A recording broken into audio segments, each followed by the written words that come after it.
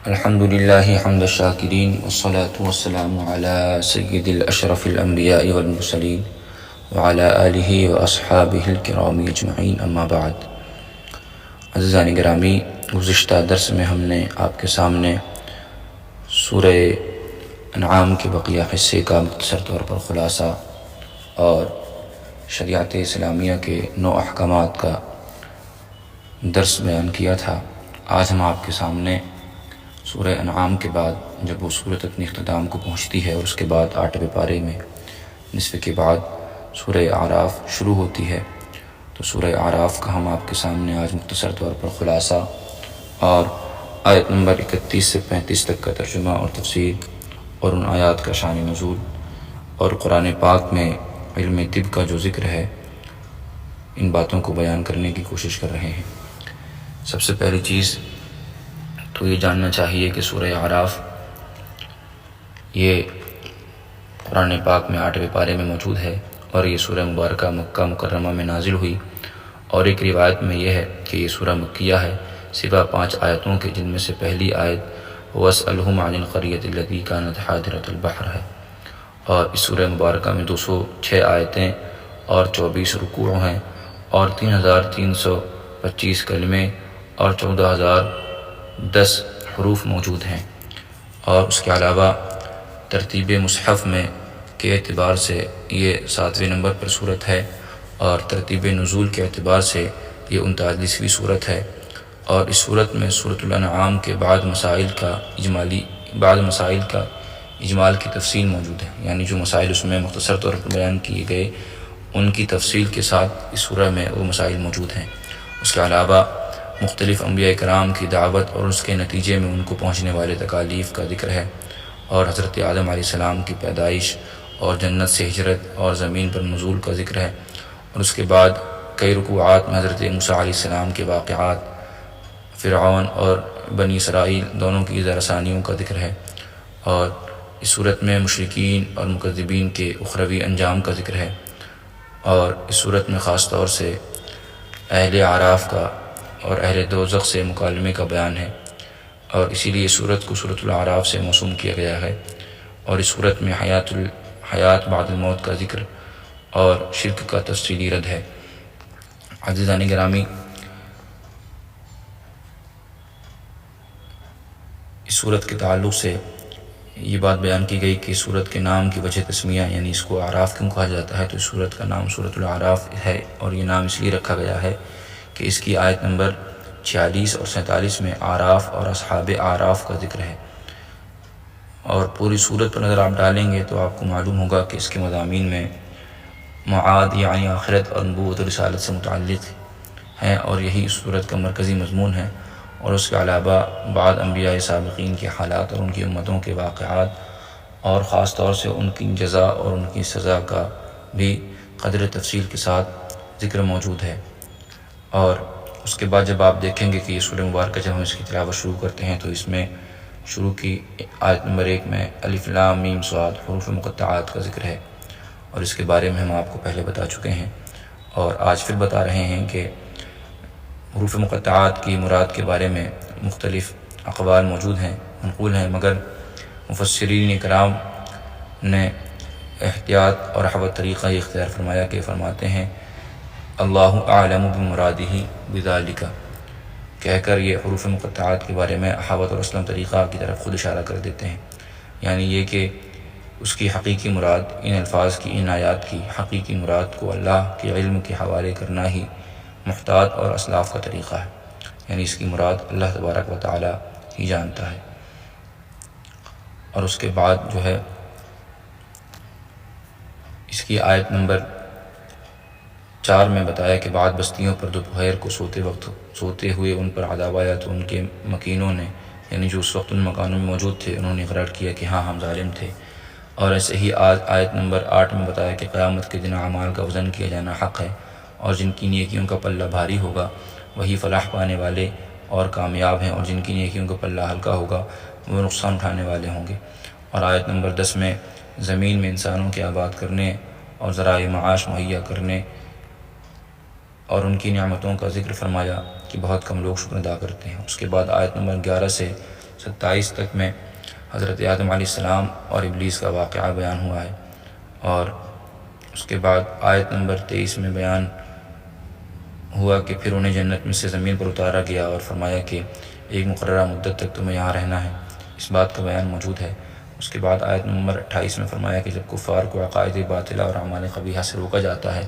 تو وہ کہنے لگتے ہیں کہ یہ ہمارے باپ دادا کا طریقہ ہے، ان کی خصلت کا ذکر ہے۔ اس کے بعد آیت نمبر 31 اور 32 میں فرمایا کہ اے بنی آدم، ہر عبادت کے وقت لباس زینت کو اختیار کرو اور اس راز سے بچتے رہو، جن آیات کا ترجمہ بھی ہم آپ کے سامنے پیش کریں گے۔ آیت نمبر 25 میں جو رسول تشریف لائے اور ان کی اطاعت کرنے والے اور تقوی اور عمل صالح کرنے والوں کے لیے جنت کی بشارت ہے، جبکہ انہوں نے کفر و تکذیب اور تکبر کرنے والوں کے لیے جہنم کی وعید کا ذکر ہے۔ اور اس کے بعد آیت نمبر 40 میں فرمایا کہ اللہ کی آیات کو جھٹلانے والے اور تکبر کرنے والوں کے لیے آسمان کے دروازے نہیں کھولے جاتے۔ اور اس کے بعد آیت نمبر 44 میں بعد آیت میں بتایا کہ آخرت میں جنتی جہنمیوں کو پکاریں گے، جن میں اصحاب اعراف کا ذکر ہے۔ اور اس کے بعد آیت نمبر 54 میں اللہ تعالیٰ کی قدرت کی نشانیاں بیان فرمائی گئی ہیں۔ آیت نمبر 57 میں اللہ تعالیٰ نے باران رحمت کے نظام کے بارے میں ذکر فرمایا۔ اس کے بعد آیت نمبر 59 میں حضرت نوح علیہ السلام اور ان کی قوم کے حالات بیان کیے گئے ہیں۔ ایسے ہی آیت نمبر 65 میں حضرت ہود اور ان کی قوم عاد کا ذکر ہے۔ اور اس کے بعد آیت نمبر 73 میں حضرت صالح علیہ السلام اور ان کی قوم سمود کا ذکر ہے۔ اور ایسے ہی آیت نمبر 80 میں حضرت لوط علیہ السلام اور ان کی قوم کا ذکر ہے، اور وہ بے حیائی میں اپنے زمانے کے سب لوگوں پر سبقت لیے گئے تھے۔ اور آیت نمبر 85 میں حضرت شعیب علیہ السلام اور ان کی قوم اہل مدین کا ذکر ہے۔ اور قرآن پاک نے ان کی ناپاک خصلتیں بیان کی کہ وہ ناپاک تول میں ڈنڈی مارتے ہیں، یعنی جب وہ تولتے ہیں تو اس میں ناپ تول میں جو ہے وہ ناپ تول میں وہ صحیح طور پر ناپ تول نہیں کرتے بلکہ اس میں خیانت کرتے ہیں۔ عزیزان گرامی، اب آئیے ہم آپ کے سامنے آیت نمبر 31 سے 35 تک کا مختصر طور پر ترجمہ و تفسیر پیش کرتے ہیں۔ بسم اللہ الرحمن الرحیم۔ رب قدیر ارشاد فرماتا ہے، یا بنی آدم خذوا زینتکم عند کل مسجد وکلوا واشربوا ولا تسرفوا انہ لا یحب المسرفین۔ فرماتا ہے، اے آدم کی اولاد، اپنی زینت لو جب مسجد میں جاؤ، وکلوا واشربوا ولا تسرفوا، اور کھاؤ اور پیو اور حد سے نہ بڑھو، انہ لا یحب المسرفین، بے شک حد سے بڑھنے والے اسے پسند نہیں۔ سب سے پہلی چیز اس آیت مبارکہ میں یہ ذکر کیا گیا کہ نماز کے وقت جو ہے انسان کو چاہیے کہ وہ انسان اچھا لباس پہنے، یعنی لباس زینت۔ اور ایک قول یہ ہے کہ کنگھی کرنا، خوشبو لگانا داخل زینت ہے۔ اور یہاں سے یہ مسئلہ ثابت ہوتا ہے کہ سنت یہ ہے کہ آدمی بہتر ہیئت کے ساتھ نماز کے لیے حاضر ہو، کیونکہ نماز میں رب سے مناجات ہے، تو اس کے لیے زینت کرنا، عطر لگانا مستحب، جیسا کہ ستر اور طہارت واجب ہے۔ اور اسی بات کو علامہ نصفی علیہ رحمہ نے تفسیر نصفی کے اندر بھی بیان فرمایا۔ اس کے شان نزول کے تعلق سے مسلم شریف کی حدیث شریف ہے کہ حدیث پاک میں ہے کہ زمانہ جاہلیت میں دن میں مرد اور عورتیں رات میں ننگے ہو کر خانہ کعبہ کا طواف کرتے تھے۔ اس آیت میں صدر چھپانے اور کپڑے پہننے کا حکم دیا گیا، اور اس میں دلیل ہے کہ ستر عورت نماز اور طواف اور ہر حال میں واجب ہے۔ اور اس کے بعد ایک شان نزول جس میں قلبی کا قول ہے کہ وہ یہ ہے کہ بنی عامر نے زمانہ حج میں اپنی خوراک بہت کم ہی کر دیتے تھے، اور گوشت اور چکنائی تو بالکل کھاتے ہی نہ تھے، اور اس کو حج کی تعظیم جانتے تھے۔ مسلمانوں نے انہیں دیکھ کر عرض کیا، یا رسول اللہ، ہمیں ایسا کرنے کا زیادہ حق ہے۔ اس پر یہ آیت نازل ہوئی، اور اس پر یہ نازل ہوا کہ کھاؤ اور پیو، وکلوا واشربوا، کھاؤ اور پیو، ولا تسرفوا، اور حد سے نہ بڑھو۔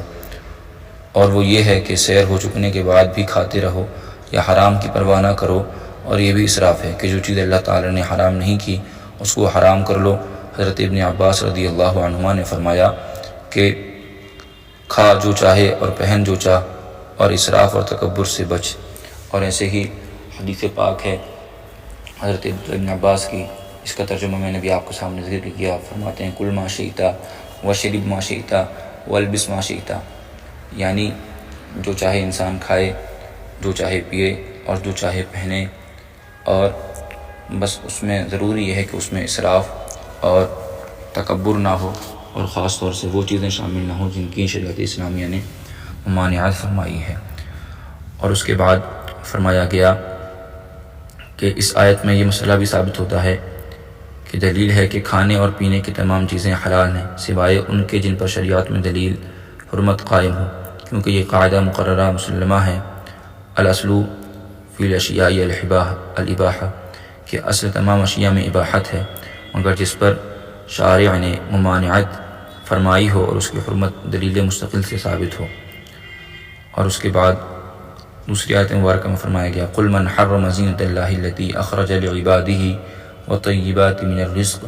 قل هي للذین آمنوا فی الحیاۃ الدنیا خالصۃ یوم القیامہ کذالک نفصل الآیات لقوم یعلمون. فرمایا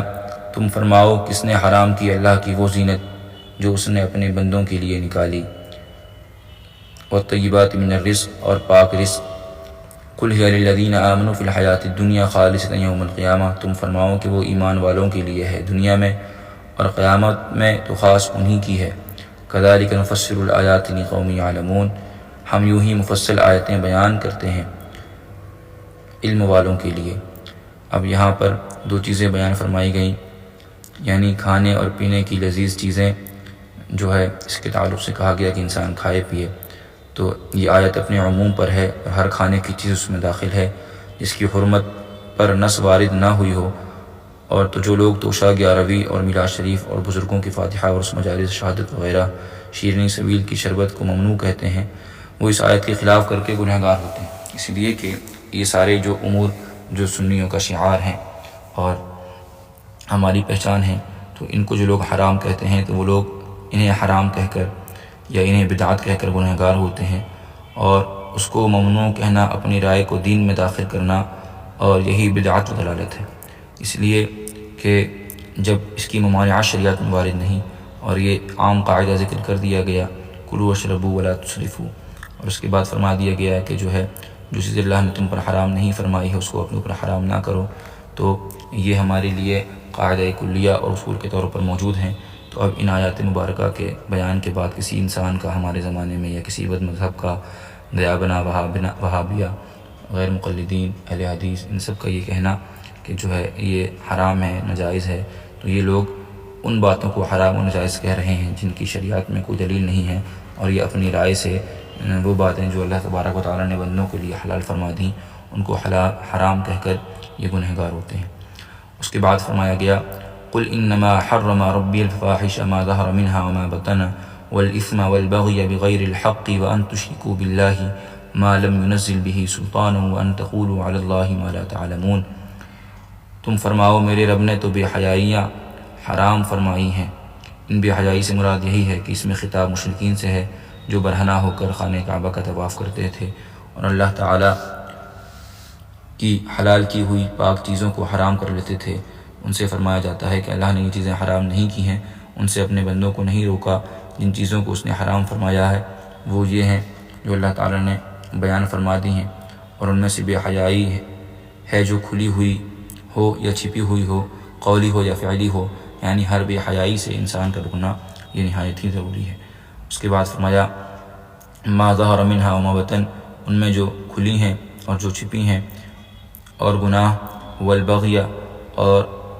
بغیر حق والبغی بغیر الحق اور ناحق زیادتی، وان تشرکوا باللہ ما لم ينزل به سلطانا، اور اللہ کا شریک کرو جس کی اس نے سند نہ اتاری، وان تقولوا علی اللہ ما لا تعلمون، اور اللہ پر وہ بات کہو جس کا علم نہیں رکھتے. تو آج جو لوگ ہمارے زمانے میں یہ کہتے ہیں کہ یہ چیزیں حرام ہیں تو یہ اسی آیت کے حصے میں داخل ہے وان تقولوا علی اللہ ما لا تعلمون، یعنی وہ بات کہتے ہیں جس کا اللہ تعالیٰ نے حکم نہیں دیا اور نہ انہیں اس بات کا علم ہے. اس کے بعد فرمایا وَلِكُلِّ أُمَّةٍ أَجَلٌ،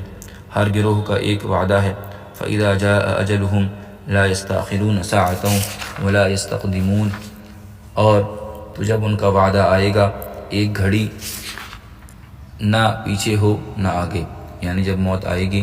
اور انسان کی جب موت کا وقت آئے گا تو بالکل اسی وقت اس کی روح قبض کر لی جاتی ہے